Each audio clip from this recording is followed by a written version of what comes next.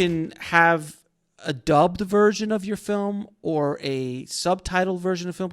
How does that work? Okay. And does that generate so revenue for you? All right. So we'll talk about Amazon first. There are 68 territories that are English speaking.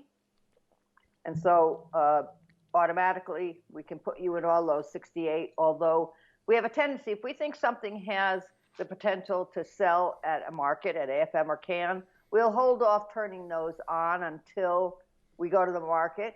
And then that way, if we say do an all rights deal for the UK or for Japan or whatever, then we don't turn those on Prime. And then after the market, we know what we can sell and what we can't sell, then we can go back and turn it on everywhere where we didn't sell it, right?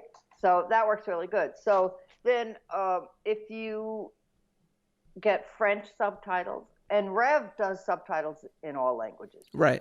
Yeah, I'll put a link in the show notes. Rev is great. Yeah, very reasonable pricing. French gives you 30 more territories. I had no idea that French was the actual national language in 30 countries still. I mean, they were an empire. I mean, come on. I didn't realize that. I didn't know. I mean, I knew they were big, but I didn't realize they were that big. Sure. Right. So they were huge. So that's 30 more territories. And then for Spanish, you can get 22 more. So that brings you over 100 just for those three. Mm-hmm. In general, we don't recommend you doing single language countries like Italy. Or Germany. Because it's only Italy. Well, Germany is requiring dubbing. And that's expensive.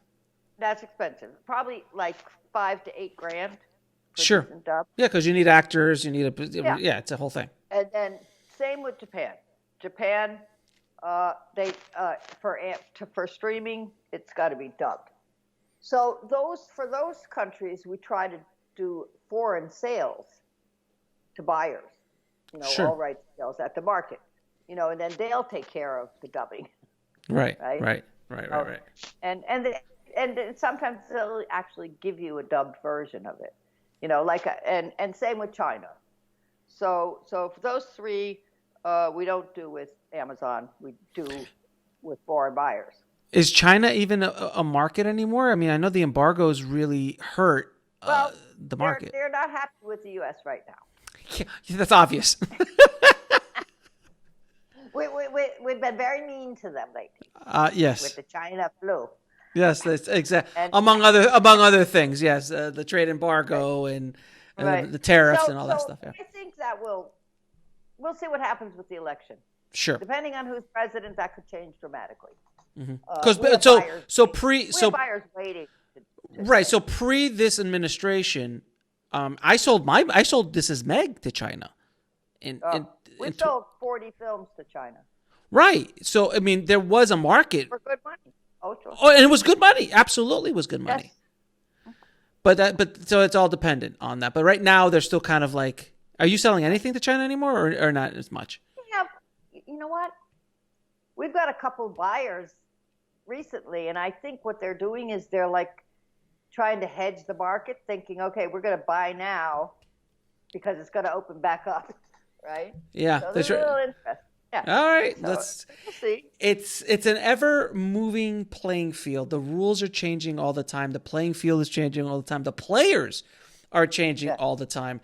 And I want filmmakers listening to understand that you have to stay on top of this. Just because you started your movie 12 months ago, the distribution landscape is not what it was when you started the process of making your film. You have to stay on top of it almost all the time. And the players are changing. The scams are changing. I mean, I don't know about you. I heard the other day, I had a consulting client showing me a deal. This company wanted the rights in perpetuity. Oh my God. Like literally as blatant as it was. Like, so they're out now buying the film, but no money up front. Oh God. No money up front. It was a percentage deal. Oh, that is amazing. It was like a 35 or 40% deal for them, and then the filmmaker would get the rest. And it was a perpetuity. It was in perpetuity, and I'm like, oh, and no expense cap. No expense cap. I'm like, oh, so you're basically just giving them your movie. Oh, okay. It's a gift. It's a gift. You're very generous. You're very, very generous. But this is the kind of stuff that's happening all all the time. So in the future, where do you see? I mean, I guess we kind of answered that question, but in the future, do you see AVOD as a place for filmmakers that's going to be the main? I think for the foreseeable Independent filmmakers, future, right? You know, that AVOD and some SVOD. And TVOD if you have an audience and you could drive traffic. If you can drive the business or you have serious names, then you can get away with TVOD.